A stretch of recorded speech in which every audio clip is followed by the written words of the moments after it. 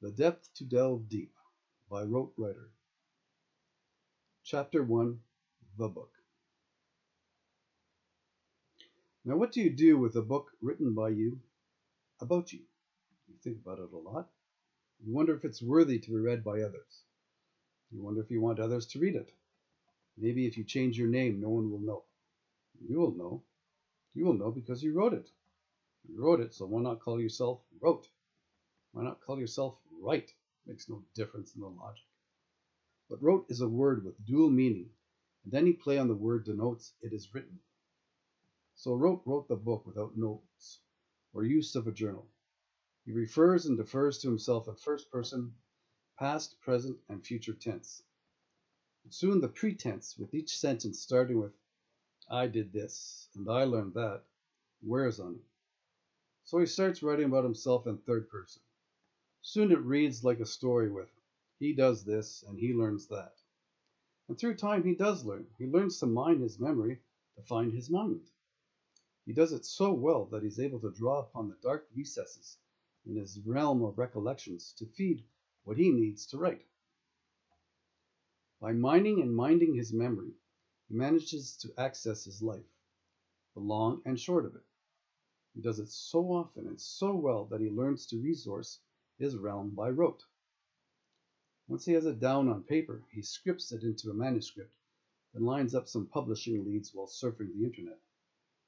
After pitching a plethora of publishers, Rote decides to pursue one of the largest in London. He sends emails to a publishing house par with Pan, with pulsating pictures of the book. No one in the endeavor escapes the electronic attack. From the chairman and president all the way down to their head of each and every denoted department. All their footprints are fed electronically with a palpable publishing ply. His past is cast as an autobiographical work written in story form. He touts the trilogy as a 3-in-1 book proposal, pitching it above and beyond the norm. He timely crosses it between The Lord of the Rings and Harry Potter. Moreover, he moves it as a modern-day Oliver Twist coming into his own. Sure enough, a week or so later, an email from the publisher arrives. The publisher requests the writer to send a copy of the manuscript, or maybe just some sample chapters, come done, to his editor. Imagine the elation to be so quickly contacted by the first publishing house ever emailed, and to do so without an agent astonishes him. It leaves him firm with an affirmation. After a few searches, the largest courier service in the world is chosen to mail the manuscript. Soon it's sent overseas to the address given. He follows the tracking number on the internet and knows it arrives safely in London. Beyond that, he doesn't know. He knows that's 2 weeks ago. That seems long ago, and without a response, nervousness creeps in. Unsure thoughts leave him distraught. Feels like a soul that has been sent somewhere over there. But where? An entire life story is somewhere uncertain.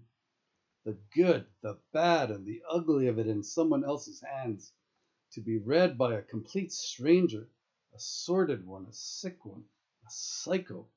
Imagine the mocking, the musing, and the mulling over all of the memories, magnified there on paper for anyone to peruse. Arrgh! The horror of it all. Why has it been sent? For that matter, why has it been written? Why? No amount of worry is going to bring the brave book back. So Rote sends some emails to the publisher and then tries calling. Both mediums are met with no response. He forgets that it's the holidays and perhaps some people have the luxury of taking a few weeks off. Still, it would be nice if they let its safe arrival be known. But no. No response, with an assurance so desperately needed, is seated.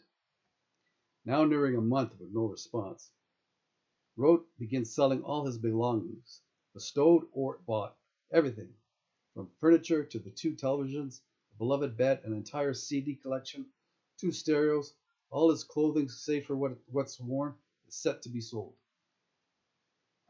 Meanwhile, Rote seeks out local malls, thinking that'll be a good place to sell his stuff. He posts printouts of his household items for sale in some. A similar ad sale, though severely shortened, is submitted to a major newspaper's classified section. He leaves the newspaper office, descends down the escalator, and attaches another printout on the door. He leaves a few more here and there just to make sure. He doesn't want any reason to come back, it seems.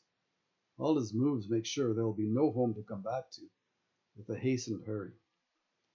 His mind is set on securing the manuscript's safe arrival. Anything else is trivial in his pursuit. Soon calls come. Some callers come by and are seen leaving Rote's apartment with pieces of his past, leaving him feeling empty inside. Rote leaves his apartment bare, save for a soft leather sofa he calls Or, a white kitchen table given to him before he knows what's in store, and a lavishly large split-leaf plant that he won't sell. He's grown attached to the plant, but don't ask him to name it. He makes sure it sits in a tub of water to ensure its survival. He leaves the light shining on it. He knows the landlord will be by soon to collect the rent. By then, the plant will be even bigger, barring any from entering without brushing by it. He leaves the plant with a longing look, and save for friends, family, and a biological mother whom he meets not long before his first flight overseas, there's really nothing left to come back to.